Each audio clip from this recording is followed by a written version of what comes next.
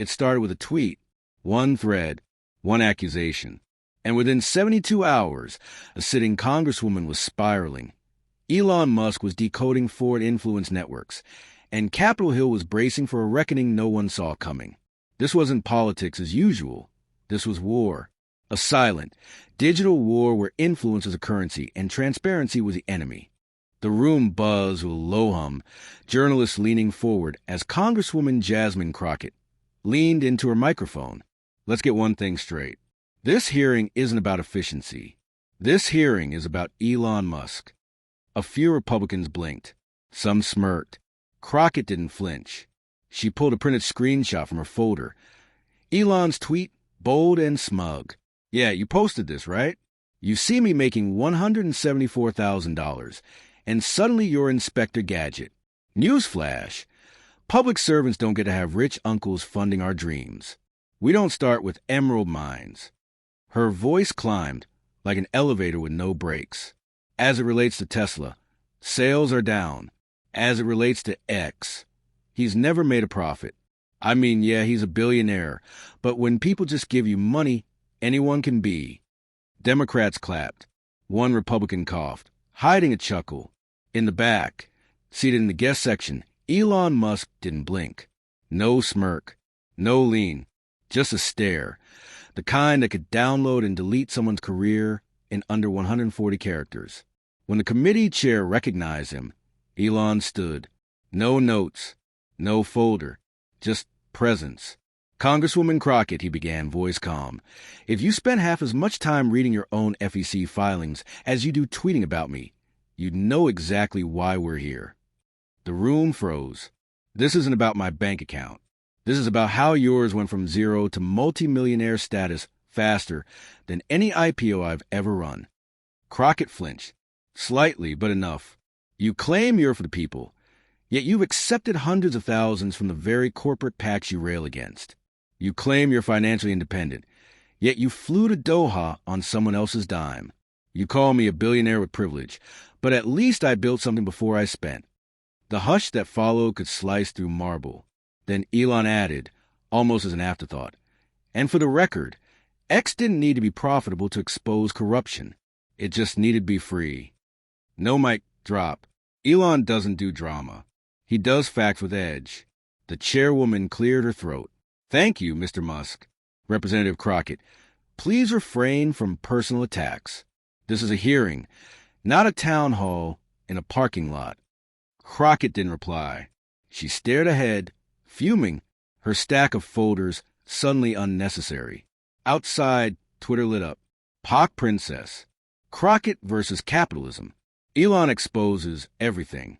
Doge's International Financial Intel Division sat quiet. A world map glowed with flow lines, not borders. Elon stood beside the lead analyst, a woman who used to audit Swiss banks, until that got boring. We found your rabbit hole, she said. On the screen, Step 1, U.S. Government issues foreign aid. USAID, $800 million. Step 2, funds allocated to independent NGOs. Step 3, NGOs distribute money to sub-NGOs, partner orgs, foundations. Step 4, a portion circles back. Events, consulting fees, flights, dinners, luxury retreats. Step 5, U.S. politicians, the same ones who approve the aid. Elon stared. The government sends money to an NGO that's no longer governed by you. Law, then it comes back, and somehow we end up with strangely rich members of Congress. Was Jasmine Crockett one of the lawmakers who pushed the Qatar funding increase? He asked. Yes, the analyst replied. Voted yes. February 2023. March 2023. Photographed at a luxury hotel in Doha. No travel disclosure filed. Another added. Same pattern with India and the UAE.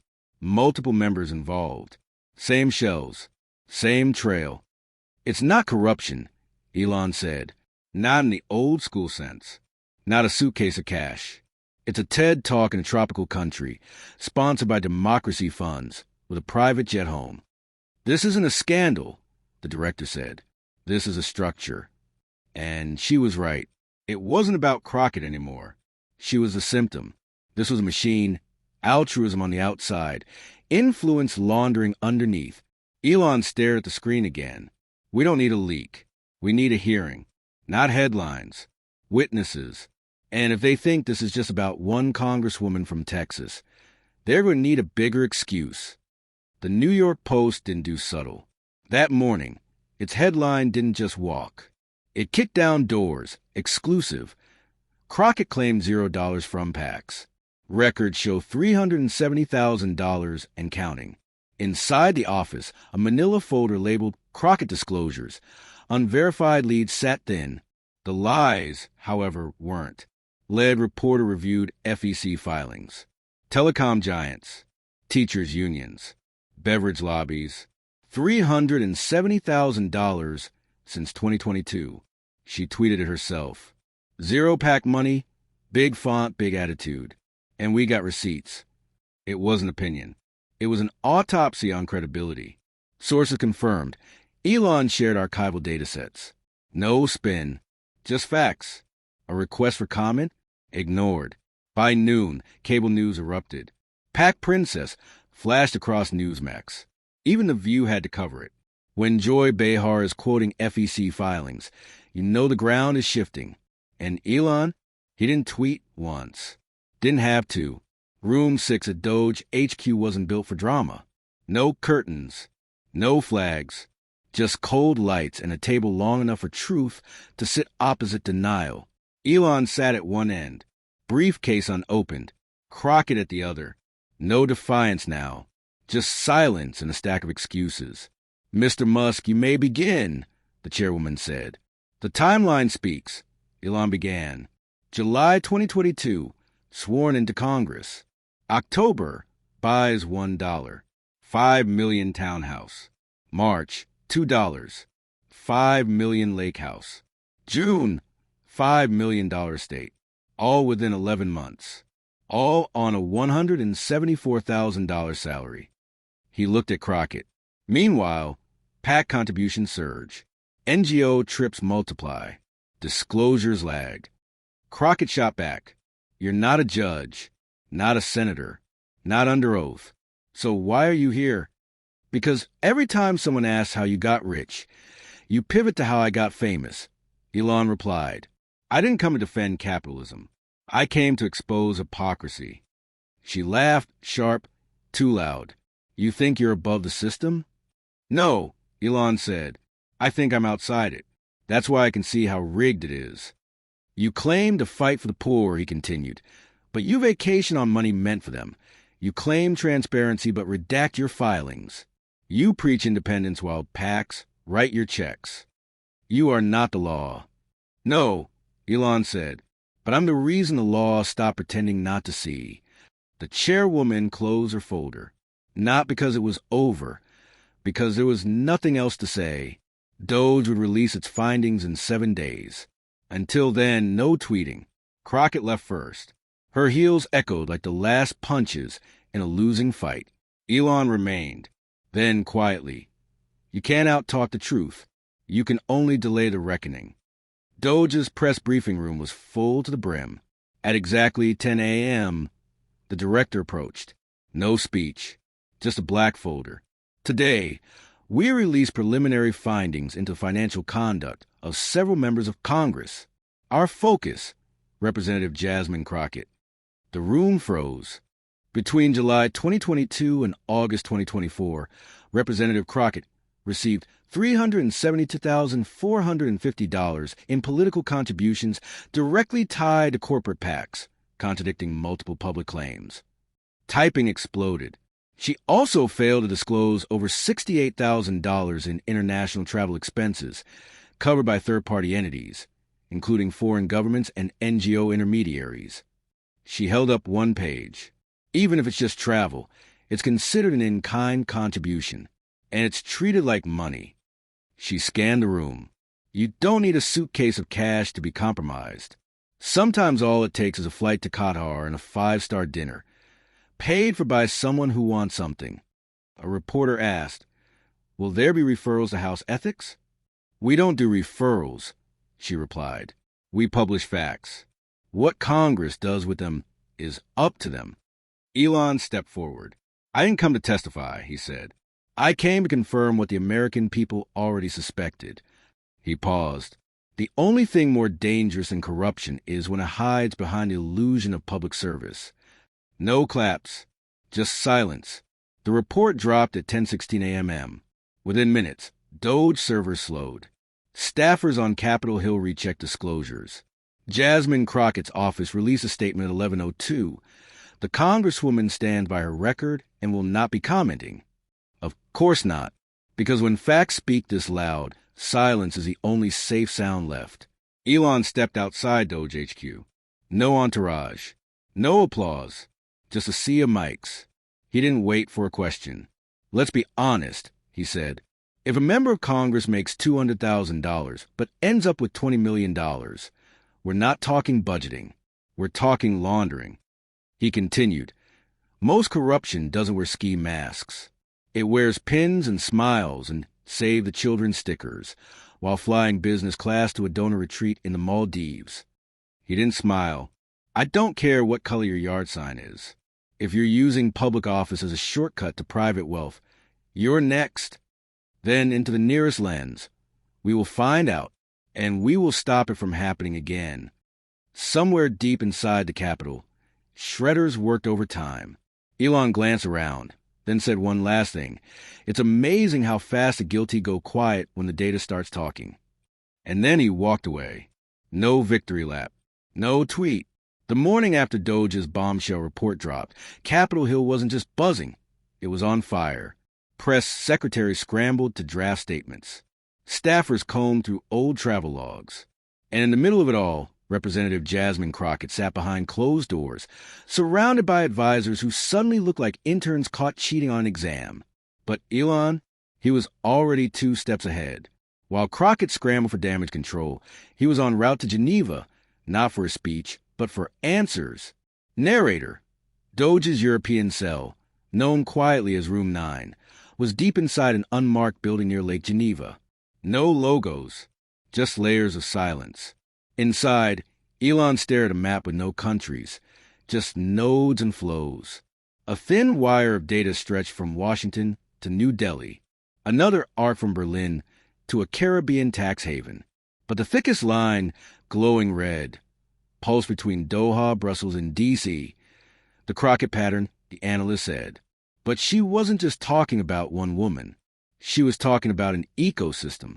Foreign aid funneled through NGOs, passed along like hot money through a shell game of subgrants, conferences, and speaking engagements, only to land softly in the private accounts of public servants. Narrator. By mid-afternoon, Doge confirmed it. 5 additional lawmakers, all vocal opponents of Elon, all tied to the same circuit of international influence. Lavish panels on climate equity, leadership summits in the Seychelles, strategic dialogue retreats in Malta, but always the same result. Unexplained personal wealth, sanitized financial disclosures, and vanishing travel records. Elon didn't smile. He leaned forward. We don't need to chase every dollar, he said. We need to show the pattern, the structure, the rig. And that's when Geneva's screen shifted. Narrator. On screen, archive video footage from a 2023 panel in Dubai. Jasmine Crockett, speaking on behalf of AUS Urban Equity Task Force, laughing beside a Qatari finance minister. Microphone in one hand, champagne flute in the other. The audience was full of Shell Foundation donors. Elon watched, not judgmental, just focused.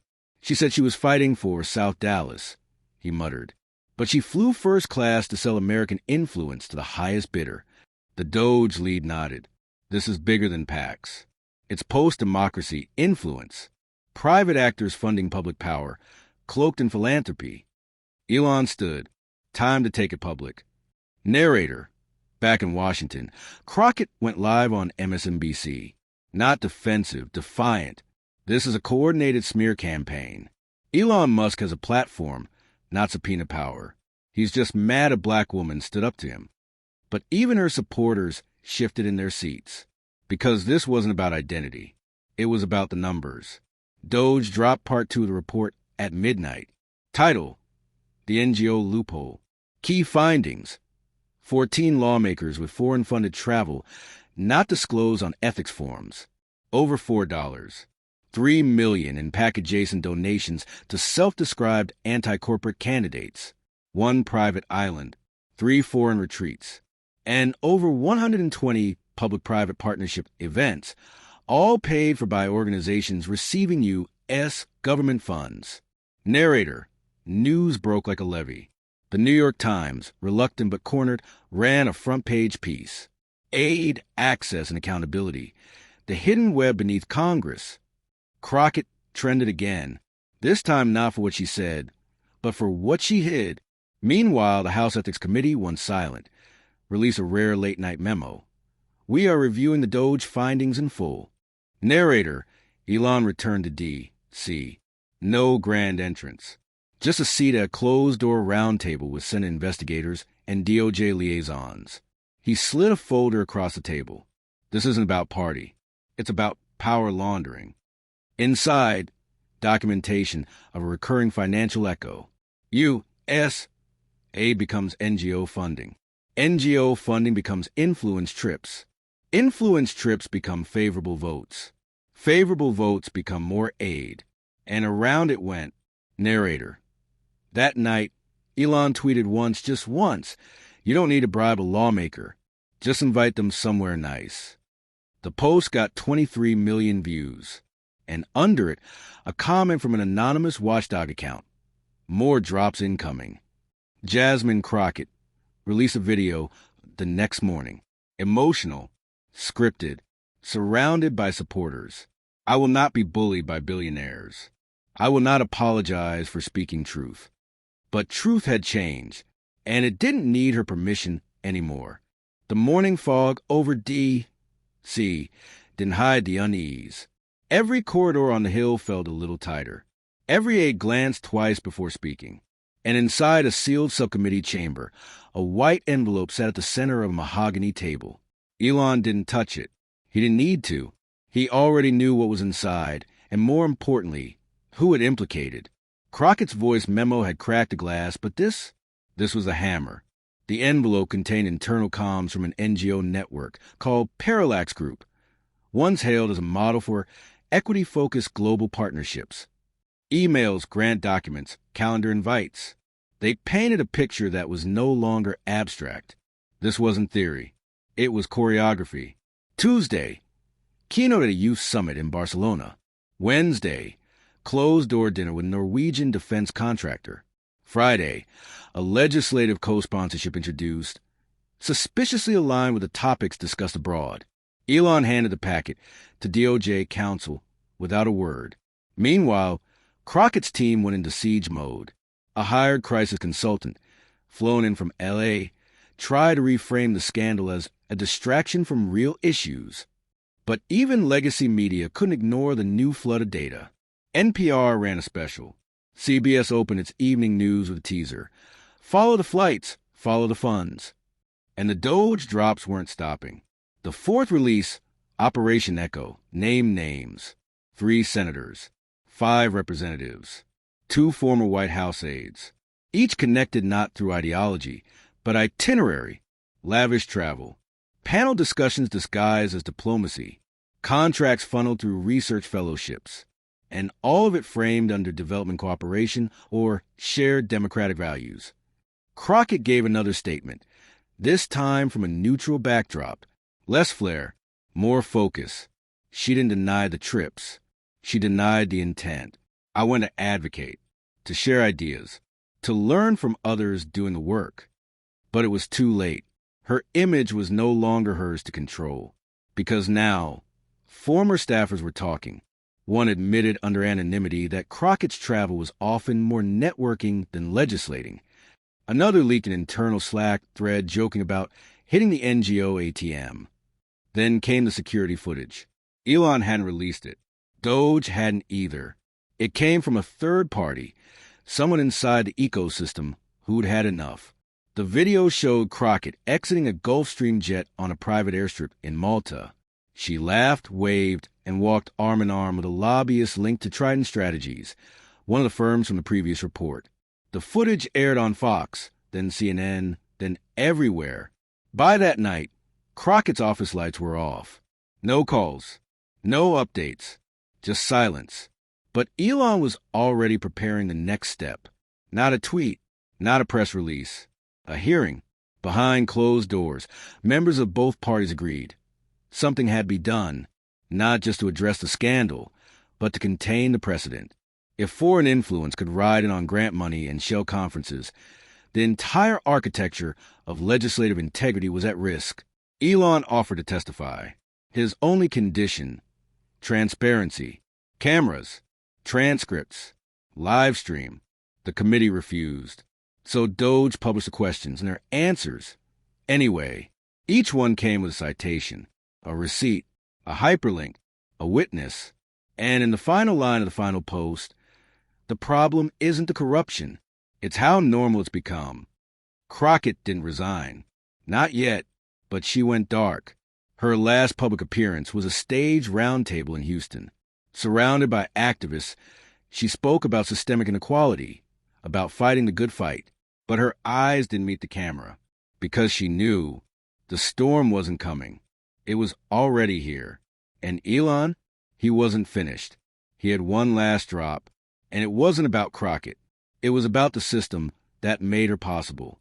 Capitol Hill had weathered scandal before: sex, bribes, leaks, even blackmail.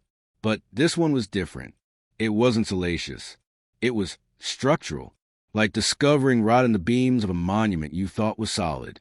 And now, with Doge's fifth release, the focus turned from individuals to infrastructure.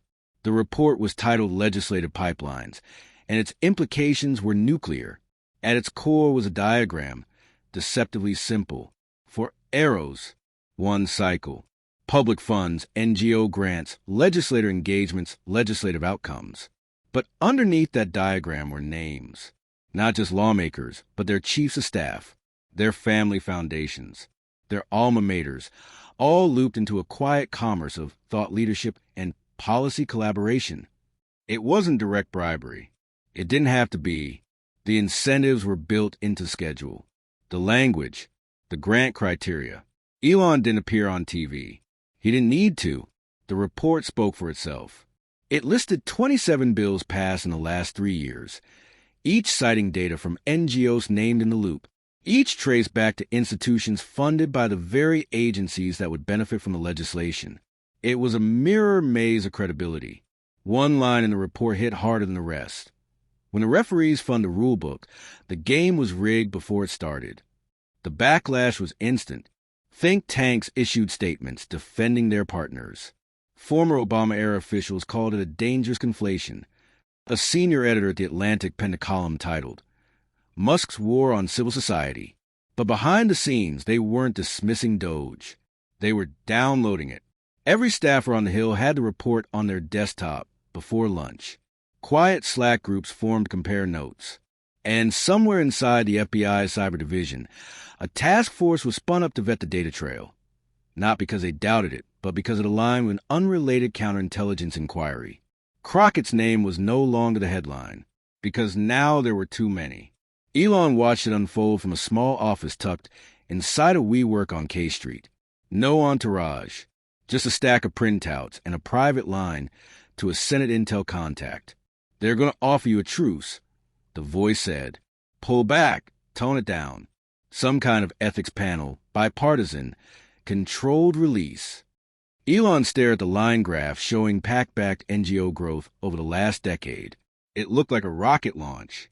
"No," he said, "they don't get to offer me terms." Because Doge had already prepped the next move. It was the one no one wanted, the one that threatened the Hill's favorite shield, plausible deniability. The sixth drop was a calendar. But not just any calendar. An integrated overlay of congressional travel, grant dispersals, and NGO host events over a 24-month span. It showed patterns that couldn't be ignored. After every retreat, a favorable vote. After every round table, a silence on dissent. And always the same funders in the background. Foundations with global board members and indirect holdings in sectors influenced by the legislation. That night, a sitting senator called for Elon's arrest on national television. This is cyber vigilantism, he said.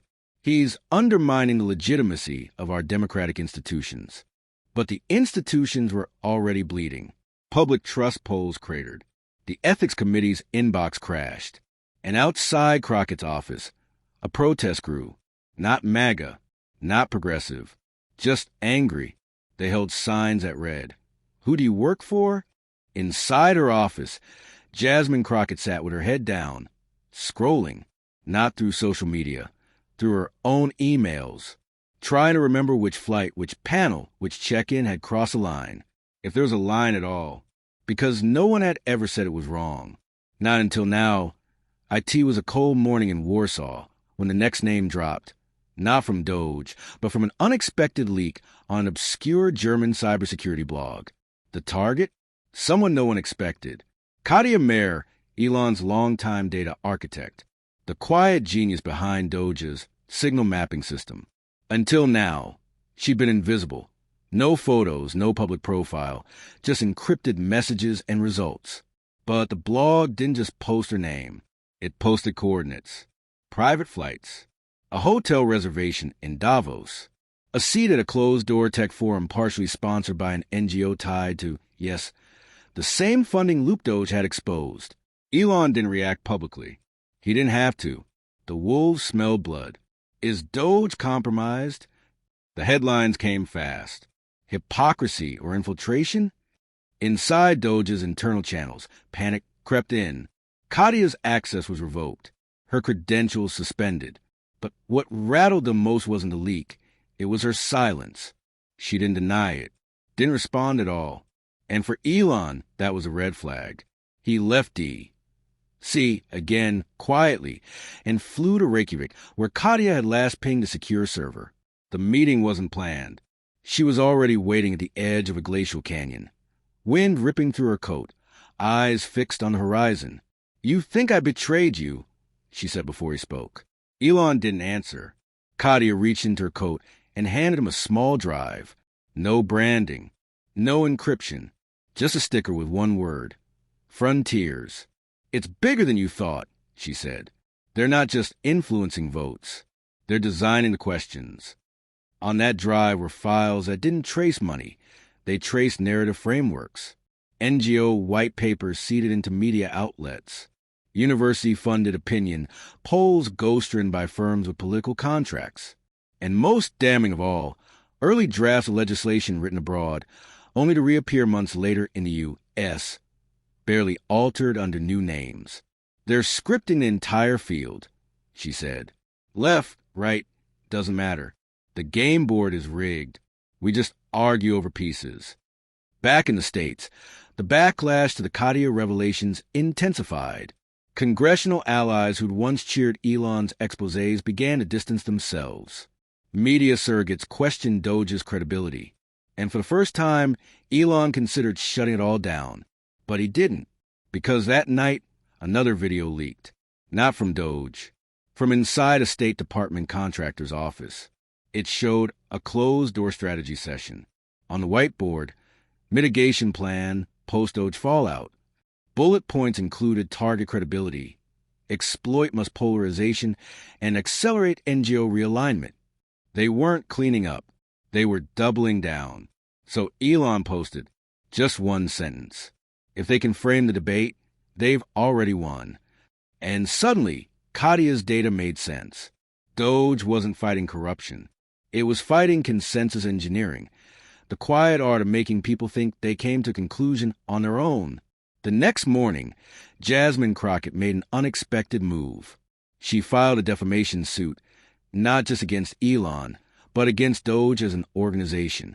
"We have to protect democratic discourse," her statement read. "This is targeted harassment, not transparency." The lawsuit didn't land as intended, because in its appendix, her team included excerpts from Doge reports confirming their authenticity. And just like that, the courtroom became a battlefield. Elon smiled for the first time in weeks. They tried to bury him in legal mud, but they just validated every file. The lawsuit was supposed to be a chilling effect. Instead, it was lighter fluid. Within hours of Crockett's filing, Doge's servers were hit with the most sophisticated cyber attack they'd ever faced. Not just DDoS, not phishing. This was precision, internal mirroring, AI-assisted logic bombs, and recursive data erasure. But Doge had prepared. A fail-safe node in Iceland activated automatically. And with it, something else. A full dump. Everything Katia had uncovered. Not just Crockett's trail, but the architecture behind it. Flowcharts, name chains, metadata logs, psychological modeling software designed to craft political talking points based on regional stress signals. It was called Helios, and it wasn't American. It had been built in partnership with a development accelerator headquartered in Brussels, funded jointly by U.S. State Department grants, Qatari investment funds, and a shadowy foundation linked to tech executives in Singapore. Elon held back nothing. He uploaded Helios to a public node. Unredacted, the internet exploded. Twitter became unreadable. Journalists froze. NGOs panicked. Lawmakers went offline. Because the implications were staggering. Almost every major domestic social debate of the last 2 years, from zoning reform to digital ID, had traces of Helios input, even protest slogans, even viral memes. Nothing was grassroots anymore. Everything was preceded. By mid-afternoon, the White House press secretary stepped to the podium and refused to take questions. She read a brief statement. "We are reviewing the documents in coordination with appropriate agencies. We will not comment on active litigation or foreign disinformation efforts." Foreign disinformation. They were labeling Doge a threat actor. But the American public had seen enough. Subreddits flared with decoded diagrams. Podcasts exploded with expert panels. TikTokers posted side-by-sides of real legislation and Helios simulations. And then came the breach. Not from Doge. From inside the Department of Energy.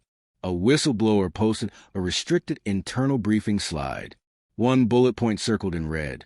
Contingency planning for civil unrest linked to Helios fallout. They knew. They always knew. In D.C., the Senate called an emergency closed-door hearing. Elon wasn't invited, but someone else was, Katia. She walked in wearing a gray jacket, hair tied back, eyes clear. Her testimony wasn't angry. It was clinical. The United States has exported influence manipulation tools under the guise of diplomatic aid and civic strengthening. What we didn't realize was that the tools would boomerang, reshaping our own institutions from the inside. She paused. Helios doesn't just predict discourse. It nudges it, steers it, and once adopted by enough actors, it becomes invisible. That's not just soft power. That's consent engineering. Back outside, Elon stood on the Capitol steps. For the first time, people started gathering. Not protesters. Not activists. Just citizens, holding phones, silent, watching. And that night, Jasmine Crockett's attorney withdrew from her case. No explanation. Just a short letter filed with the court. Client failed to disclose material details relevant to defense strategy. Translation? She'd lied. Even to her own team. Elon posted again. 3 words. Brace for recoil. Because what was coming next wasn't another leak. It was retaliation. IT started with a plane. A private Gulfstream, tail number redacted from the FAA database, suddenly grounded at Dulles under maintenance concerns. But Doge had the flight plan, direct from Zurich, with 4 passengers on board, all executives from a lobbying firm linked to the Helios development cycle. 3 hours later, one of them was found in a Georgetown hotel, unconscious, no foul play suspected, no autopsy made public. Then a memo, leaked to Doge, authenticated twice. It was from a strategic operations unit buried within the Department of Homeland Security, a group technically disbanded in 2016. The memo listed provisional stabilization options for the capital region, crowd modulation, signal jamming, coordinated media response templates. The header read, Operation Continuity Blue. The press caught wind but couldn't confirm. Mainstream outlets hesitated. Cable networks pivoted back to the election cycle. But online, no one was blinking. Helios was still live. Researchers reverse engineered its code. They found filters designed to amplify outrage around culture war topics, only to reroute the emotional energy towards specific legislative bottlenecks. It wasn't just manipulation.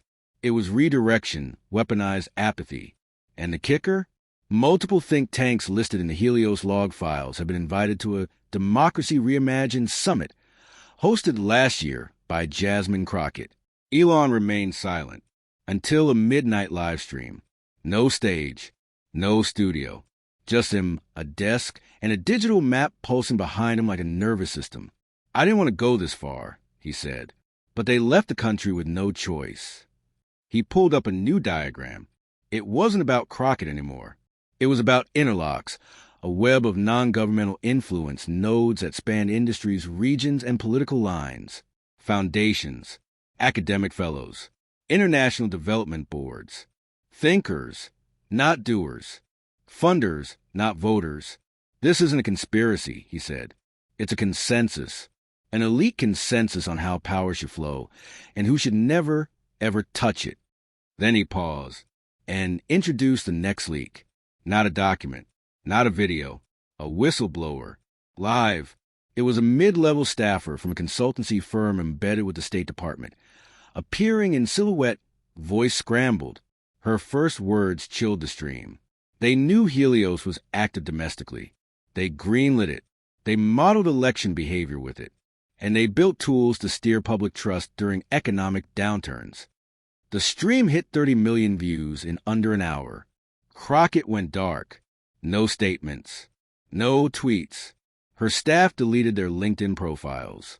Her office in D.C. was shuttered for renovations.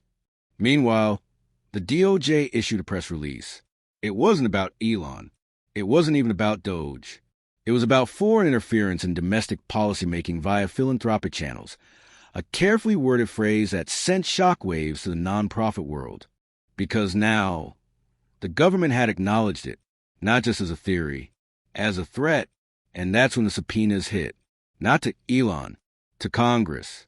11 sitting lawmakers, 2 cabinet-level officials, dozens of former advisors, and among them, a name no one expected, the vice president's former chief of staff. Helios had touched everyone, and the burn was just beginning. The morning after the subpoenas dropped, Washington didn't wake up, it braced.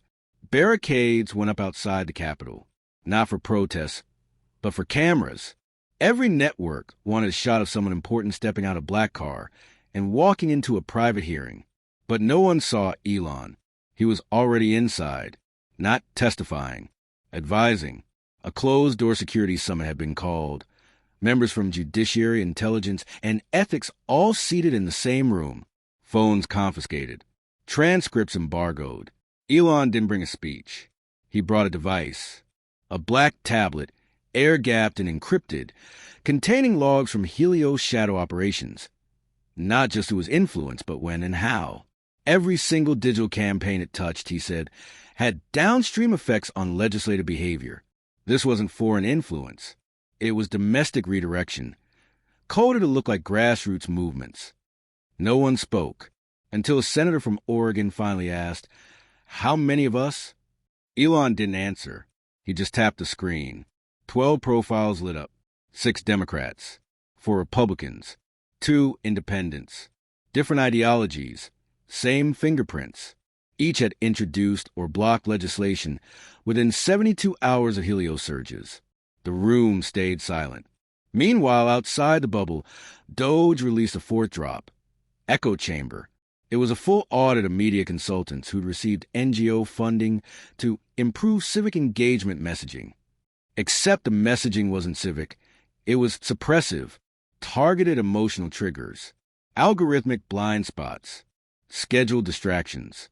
And at the center, one name, Jasmine Crockett. She'd quietly taken a fellowship with an Urban Resilience Consortium, funded by the same consulting firm now under federal subpoena. The fellowship had no duties, just travel, housing, and a 6-figure stipend. The story detonated, not just on social media, but in living rooms, because it wasn't just ideology now. It was money, movement, manipulation, and people saw it. In South Dallas, her district, murals that once celebrated her began to disappear, painted over not by protesters, but by local artists who felt betrayed.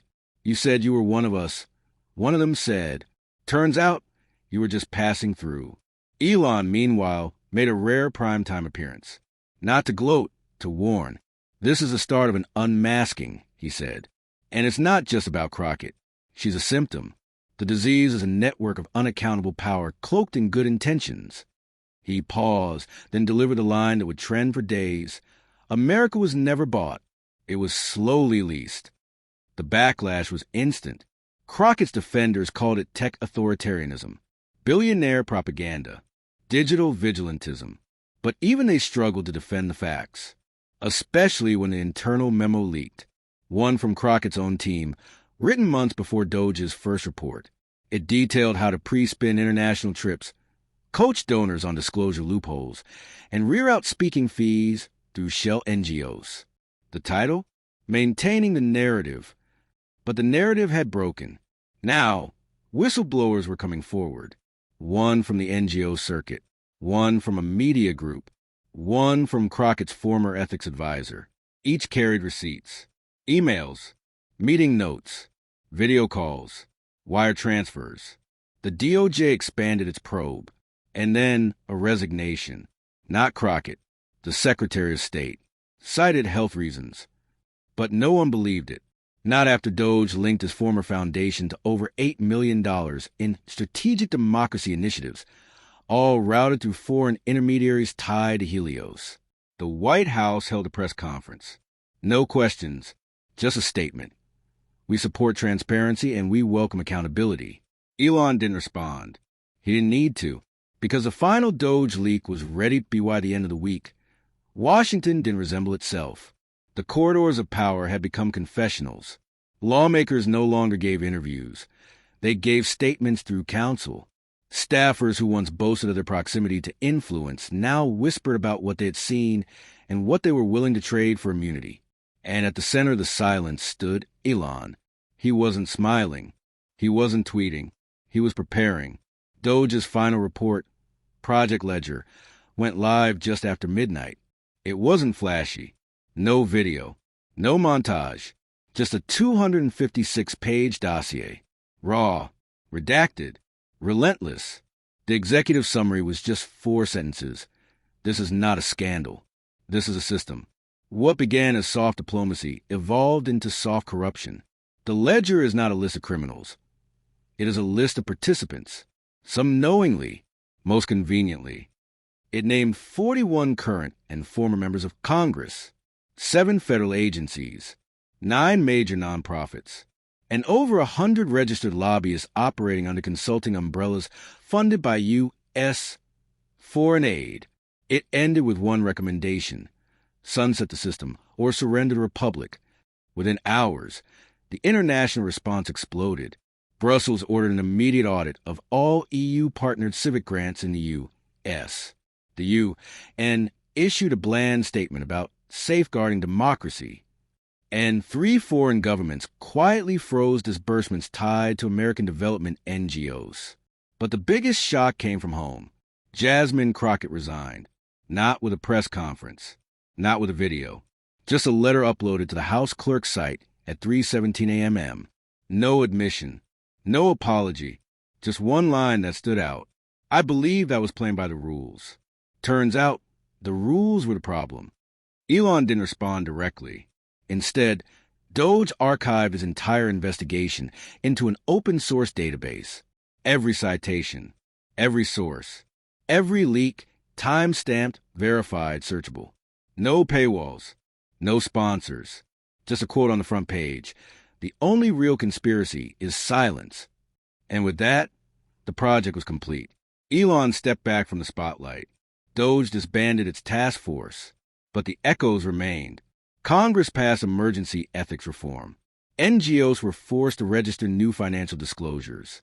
International speaking tours slowed to a trickle. And on a quiet Friday night, a student in Ohio, studying political science and coding part-time, opened the Doge archive, read every line, and decided he'd start something new. Not an expose, a solution. because the age of secrecy was ending and the age of accountability had just begun.